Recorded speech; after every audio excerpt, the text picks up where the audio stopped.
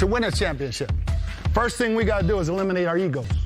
You got to be in a learning state to become a better player every day. All the accolades will come when you win. We got to be fundamentally sound, blocking and tackling. We got to protect the football, we got to take it away.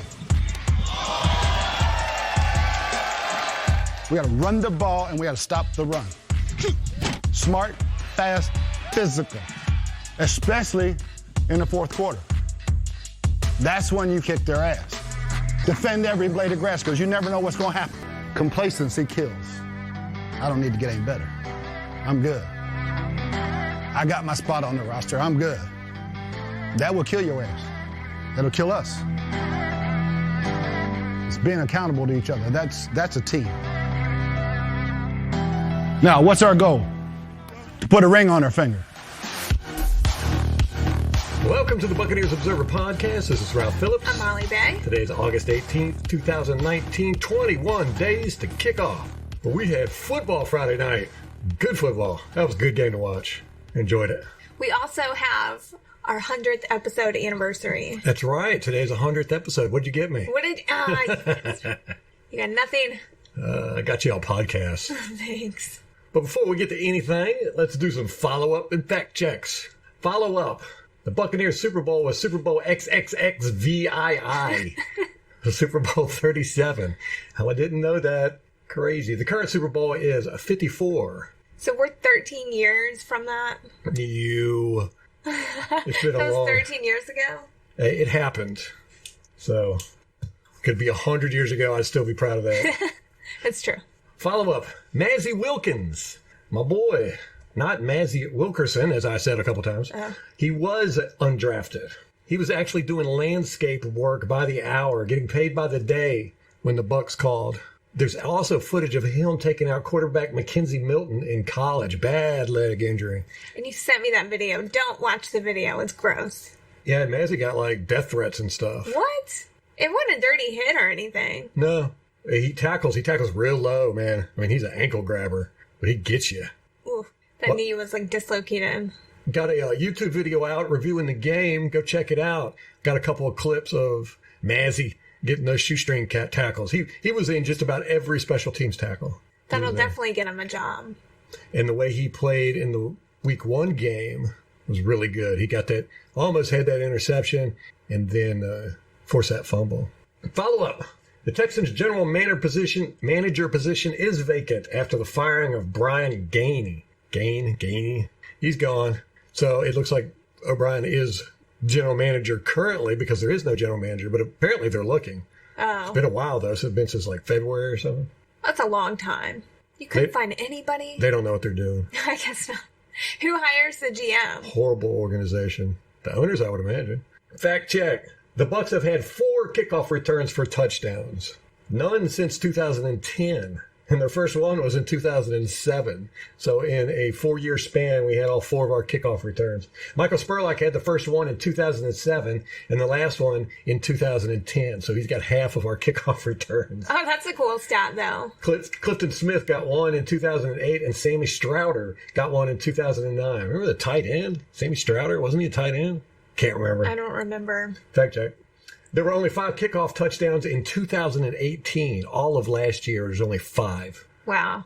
There was 23 kickoff return for touchdowns in 2010. So it's changed that much, that fast. Wow, I'd like to see that on a graph. Yeah, go straight up. You go from you had 13 in 2012, 7 in 2013, 6 in 2014, 7 in 2015, 7 in 2016, 7 in 2017, and 5 in 2018. There was 1,000 kickoff return attempts in 2017. That means that there's only a 0.7% chance of a touchdown on returned kicks. Wow. There's over 2,000 kickoffs. Only half of them have been attempted returns. And you've only got a 0.7% chance of getting a touchdown doing that. That's horrendous. In 2013 kickoff return... Wait a minute. Oh, in 2010, there were 2,033 kickoff return attempts. So twice as many attempts at returning the ball. And then they had a 1.13% chance of a touchdown. So things have changed quite a bit. Yeah, no kidding. they're like useless now. I don't even like watching them. Yeah. Nothing ever happens. You know what happens? Flags. That's what happens. They're really bad this preseason with the flags. A lot of people are complaining. There was a flag. It was a GIF on, I think, the Texans playing, or Chargers playing Detroit. Somebody playing Detroit. And the quarterback is getting pressure. One of the offensive linemen is battling with the guy, and he gets around him. So another offensive lineman comes back and picks him up before he gets to the quarterback. They called it a blindside block. Oh, no. It was like dead on. They threw a flag and said it was a blindside block. Yeah, reading the rules for the blindside block, player that gets blocked has to be facing his end zone. And if you come at him from any direction, it's basically a blindside block. And that's really easy to see and call. There's very specific parameters. It's only when he's facing his end zone. Yeah.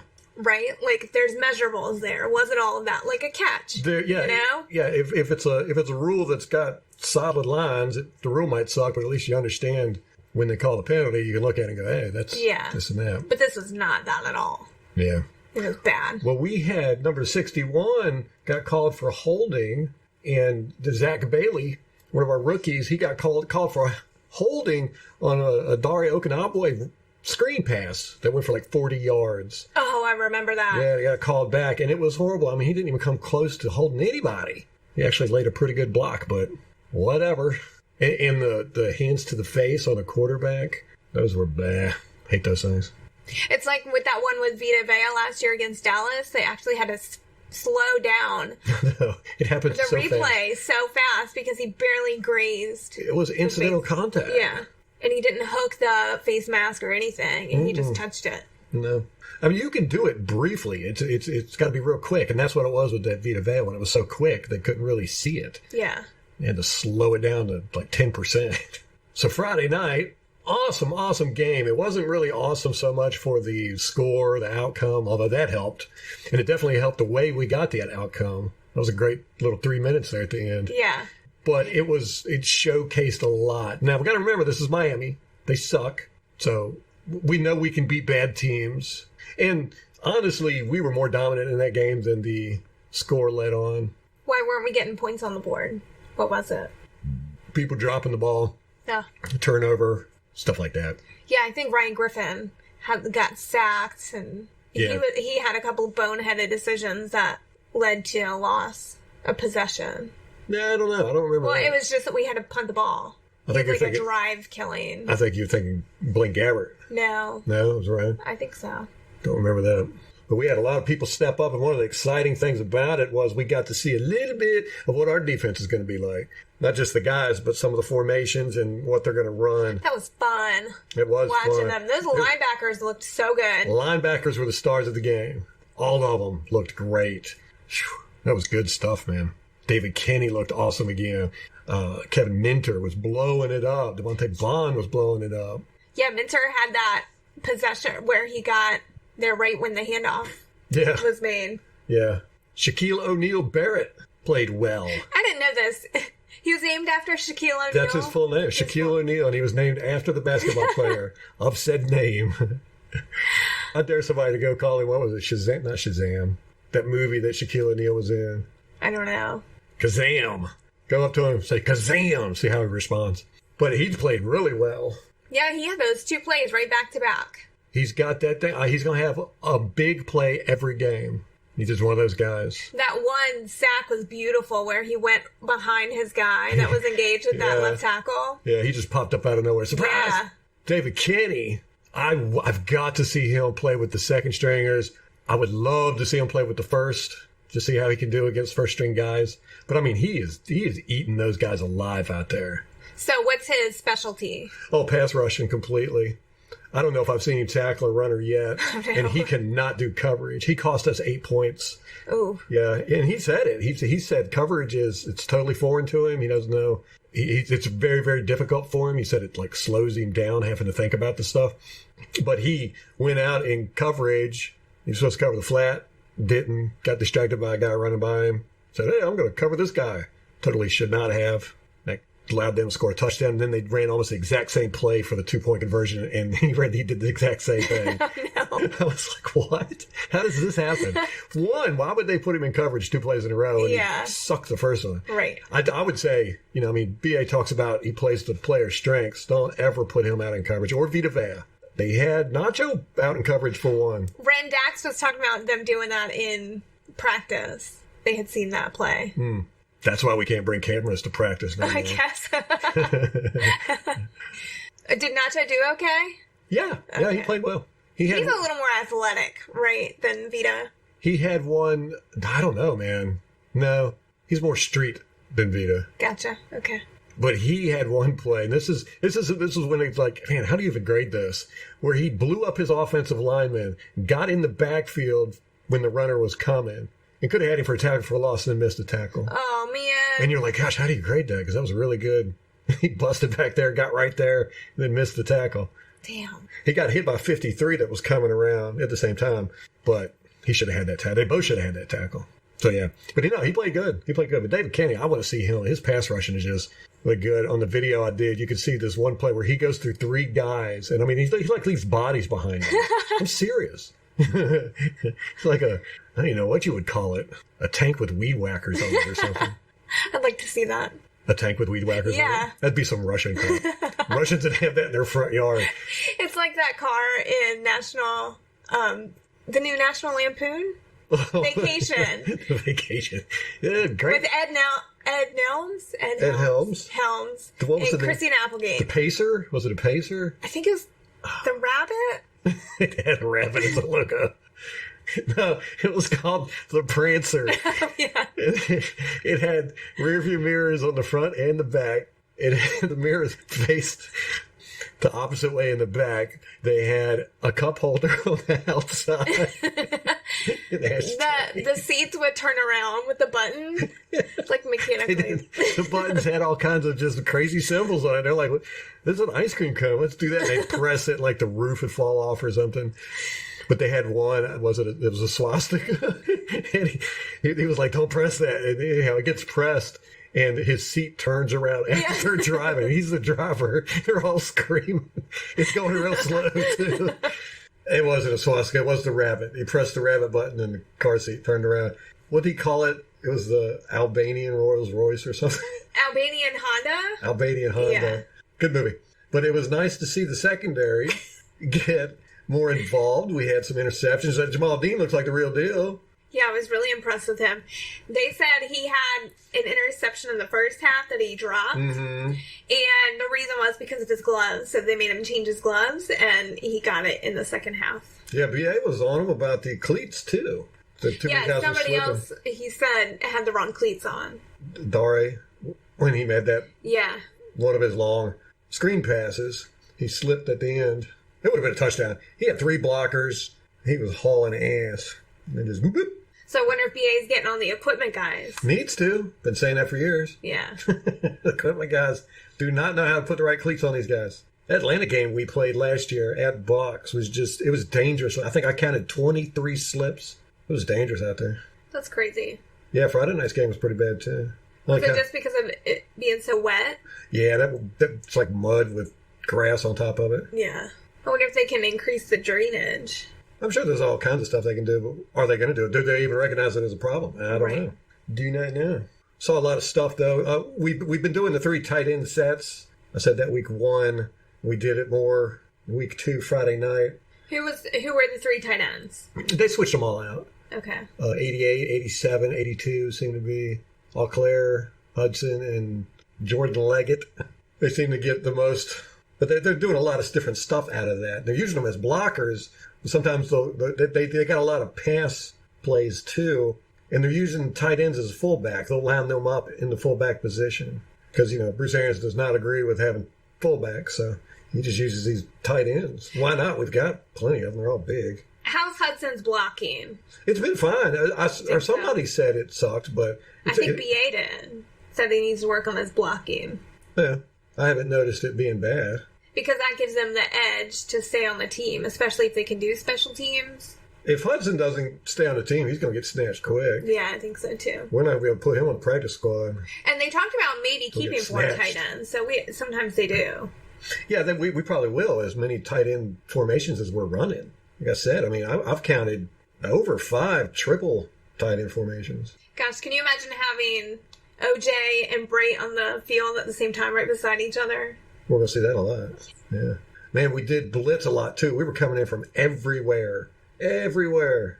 Those guys had no idea how to stop all those fucking blitz angles.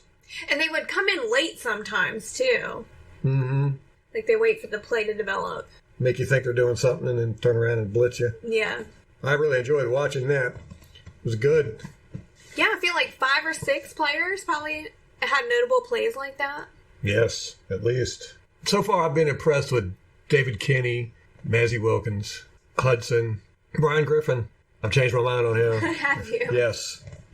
And I even bitched about how he didn't have pocket presence, but he's got pocket presence. He's really good at it. He's been getting a lot of pressure on him. Yeah, I was just thinking that. What if he played behind the ones? How would he play? Yeah, well, he's going to get a lot of pressure behind him, too. Donovan Smith is just, I mean, he's had 15 plays total in 2 weeks. I don't know. I haven't counted, but I'd say 15 plays, somewhere around there. And I counted 5 bad plays. So a third of all his plays were bad. Yeah. That's horrible. He better a starter. He better eat a hamburger or something. That vegan diet ain't working. Something ain't working. And is it because he's hurt? Is he hurt? I don't know. Remember he tweaked his Achilles? So is he still playing on that? That might explain why he keeps ending up on his back. And unfortunately, they've been putting Kyle Boozer in as a backup. Cole Boozer. And he's not doing well at all. Number 90 for Miami. He's either getting a penalty or getting beat. He's getting all these penalties because he's scared to death. He's getting beat so bad. Number 90 just abused him all night Friday night. The whole time he was out there. Charles Harris. He's actually a starter for Miami. He just embarrassed Boozer. So left tackle, we're hurting. So far, we haven't put anybody in there that can play well. Ugh. Will we trade for somebody? You ain't going to be able to trade Donovan Smith. Ugh. There's no way. No way.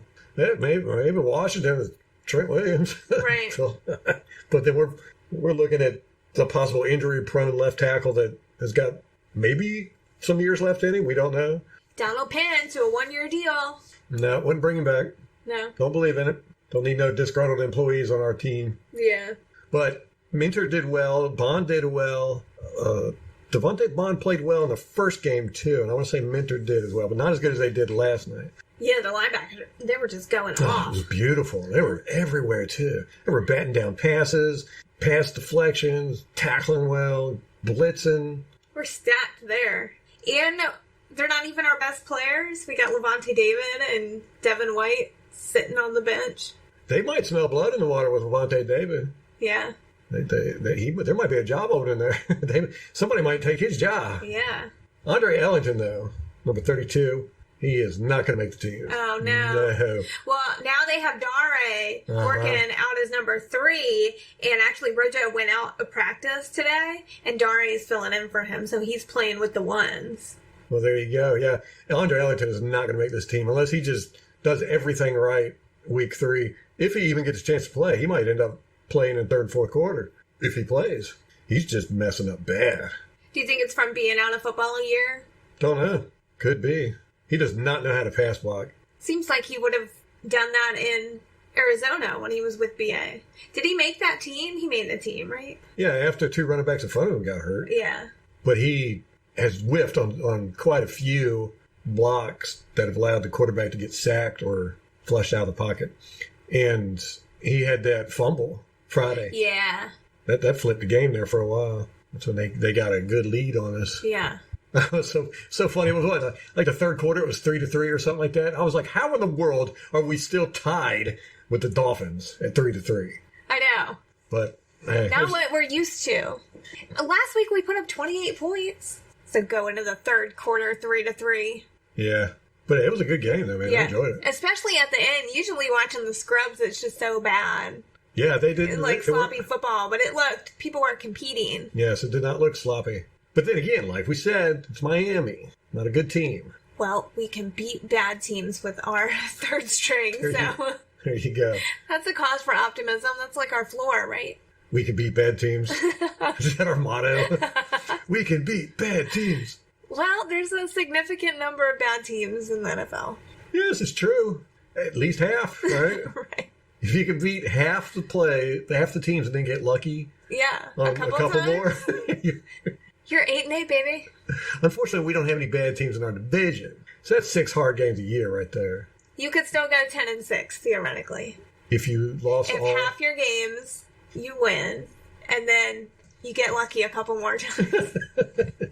And lose to everybody in your division. You would have to go 10-6. You would have to beat everybody else, everybody but your division. You have to win all the other teams. If we could play Miami, the Jets, I'm going to throw the Raiders in there because they just are not going to be good. The Bills. How about Detroit? They were out of that hole there for a while. I think they're back in it, aren't they? Yeah, they are. All right, I'll put Detroit on there. Although Detroit's always a tough team, man. Washington, yes. Oh, they are such a disaster this year. the Jags. Yes, the Jags. Notice these are all the people that we draft with, usually. These are our peeps, our gang. So that's 7 teams right there. If we could play them and then play our 6 division opponents, we could go 10-6. Yeah. Unfortunately, I don't think we have that kind of schedule. No. Oh, we do have the Titans. There we go. There That's too. another one, Titans. Yep. So we play the Titans. We're playing the 49ers, Yeah. which on another paper, one. they should be good. Yeah, okay. But seeing as how 2 of their main starters haven't even snapped a ball this year in a real game, preseason. Oh, and Nick Bosa.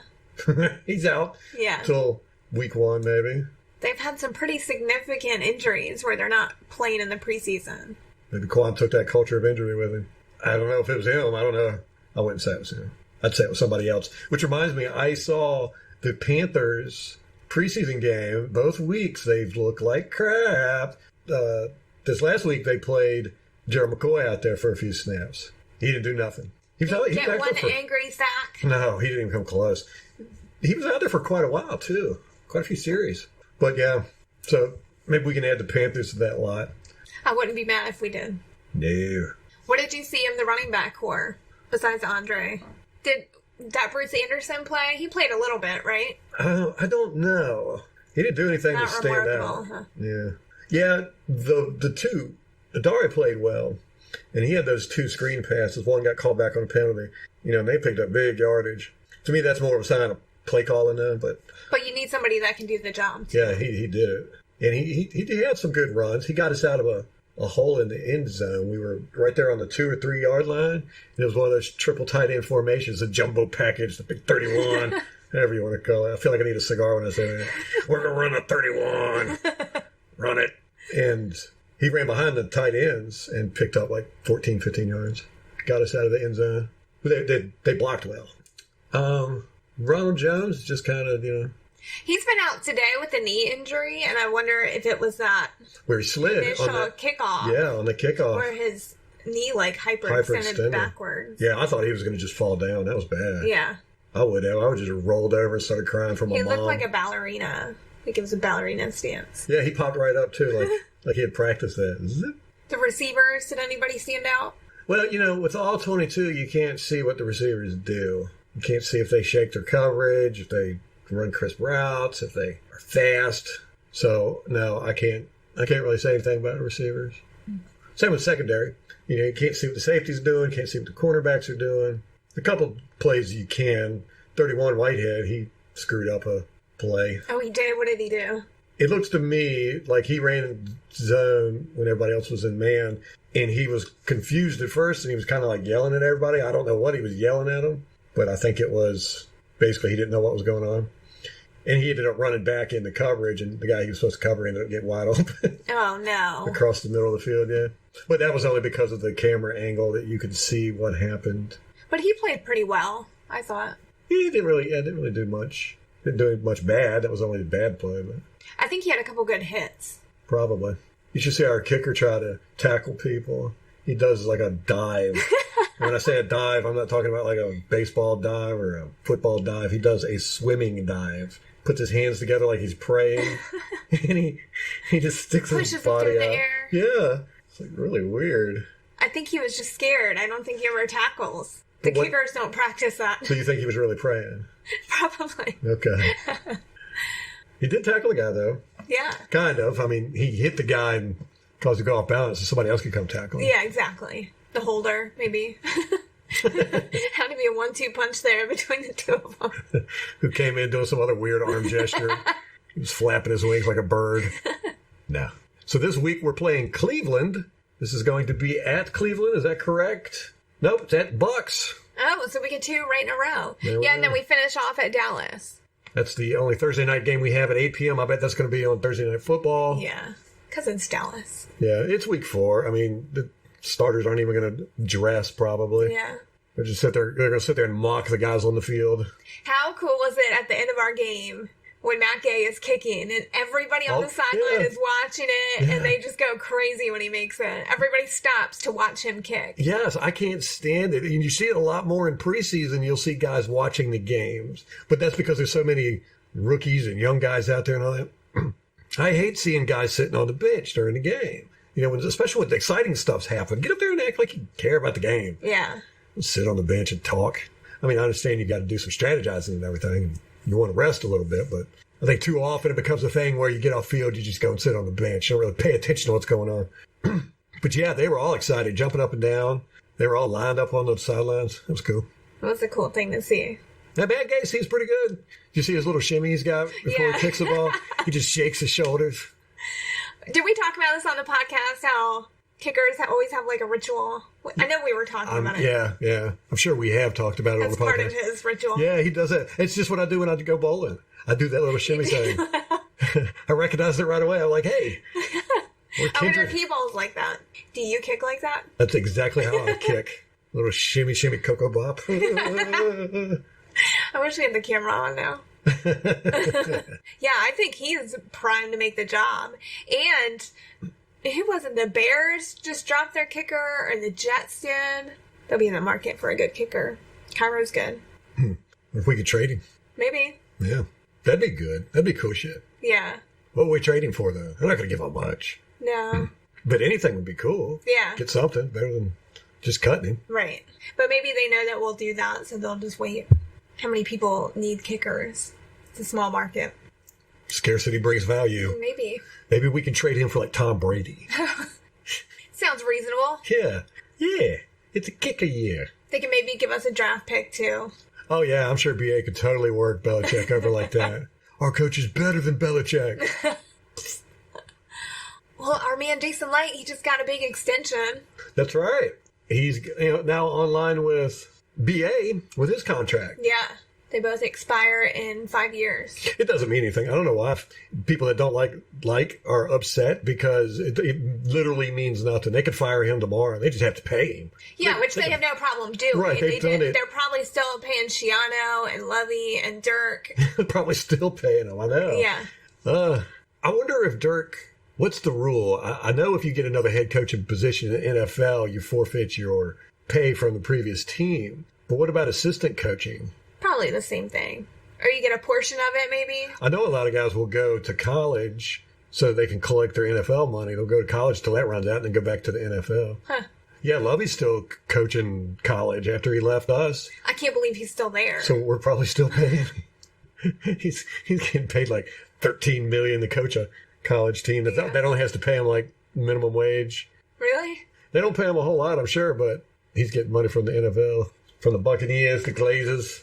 No, I think that contract is done. That goes for 5 years, too, and that was 2000. Yeah, he's done with that. Yeah, just barely. I wonder how much Cutter was getting paid. Did we ever find out details on his contract? I don't know. Are they ever public? Yeah. We haven't heard BAs. All we know is it's 5 years. That's all we know. Yeah. And Lake's firstborn. What else has happened? Cedric Benson died in a motorcycle accident. I heard about that. It has nothing to do with the Bucs, but that was sad. Yeah. I always liked him as a player. That's sad. How long had he been out of football? Quite a while. Yeah. A few years. I think he's only 36. Well. Oh, Antonio Brown left camp again at the Raiders. No, like he's so upset about the helmet thing. John Gruden.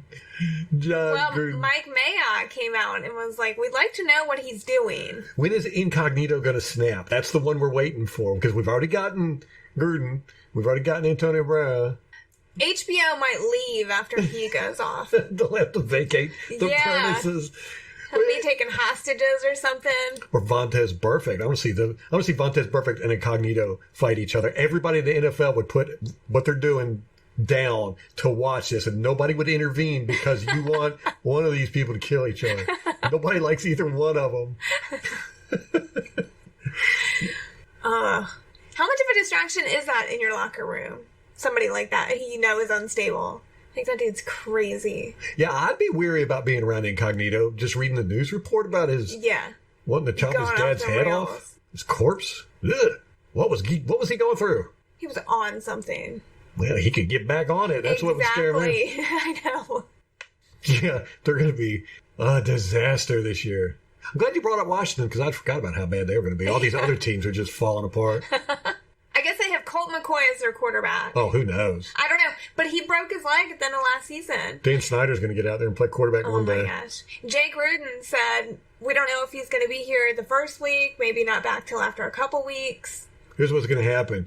Jay Gruden's going to get fired from the Redskins, probably mid-season. Yeah. And he's going to go immediately work for John. And then that's going to be even worse of a shit show. Why? Because they're brothers? Yeah, and they're both kind of, I don't know. Jerks? They're great.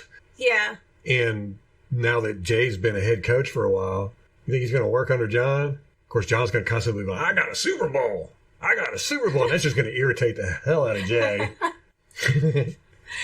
That would be annoying. They're going to be having knife fights in the parking lot. That's my prediction. Which one's older? John. Okay. We got to go through our predictions, all the predictions we've said. We said Cam Newton's not going to make it to the season. Yeah. A lot of people have said that. So that makes me even more confident in my prediction. The Raiders are just going to fall apart. Derek Carr ain't going to make it through mid-season. He'll be benched, I think. Benched or cut or traded. Broke in half.